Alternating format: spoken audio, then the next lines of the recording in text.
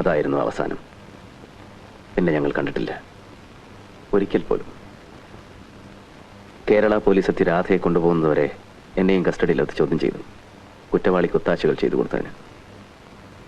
പത്രത്തിന്റെ സ്വാധീനം കൊണ്ട് കേസാവാതെ ഞാൻ ഒഴിവായി. തിരിച്ച് ഫ്ലാറ്റിലെത്തുമ്പോൾ അനിതയില്ല, എൻ്റെ മോളുമില്ല. ഒരു കുറിപ്പ് മാത്രം, നാട്ടിലേക്ക് പോകുന്നു. അന്നൊട്ടും ദുഃഖം തോന്നിയില്ല. അനിവാര്യമായത് സംഭവിച്ചു, അത്ര തന്നെ. പക്ഷെ പിന്നീട് എൻ്റെ അമ്മുവിൻ്റെ ഓർമ്മകൾ എന്നെ അലട്ടാൻ തുടങ്ങി. നഷ്ടബോധം എൻ്റെ ഉറക്കം കെടുത്തി. എനിക്ക് മനസ്സിലായി, നിഷേധിക്കാനാവാത്ത വിധം ഞാൻ അനിതയെ സ്നേഹിച്ചിരുന്നു. ഞാൻ നാട്ടിലെത്തി, പക്ഷെ വൈകിപ്പോയിരുന്നു.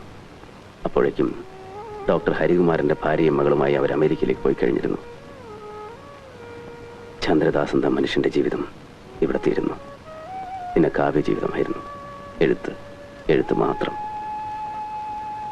എല്ലാവരിൽ നിന്നും അകന്ന് തികച്ചും ഒറ്റപ്പെട്ട് പോയ വസന്തങ്ങൾക്കും ഇലകൾക്കും മഴത്തുള്ളികൾക്കും വേണ്ടി തിരഞ്ഞുകൊണ്ട് കുറ്റബോധത്തിന്റെ കനൽ വഴികളിലൂടെ വിഴുപ്പുകൾ അലക്കി കുരിശു ചുമന്നുകൊണ്ടുള്ള യാത്ര. അതിനിടയിൽ അവിശ്വസനീയമായ ഒരു സ്വപ്നം പോലെ അവൾ, എൻ്റെ അമ്മു. എനിക്ക് കാണണം എൻ്റെ കുഞ്ഞിനെ. അവളെന്നെ ഒരിക്കലെങ്കിലും അച്ഛ എന്ന് വിളിക്കണം. ഒരിക്കലല്ല, 1000 വട്ടം വിളിക്കും. ഇല്ല, അവർ സമ്മതിക്കില്ല. എൻ്റെ കുഞ്ഞിനെ ഒന്ന് കാണാൻ പോലും അവർ അനുവദിക്കില്ല. ആര്? കന്യാസ്ത്രീകളോ?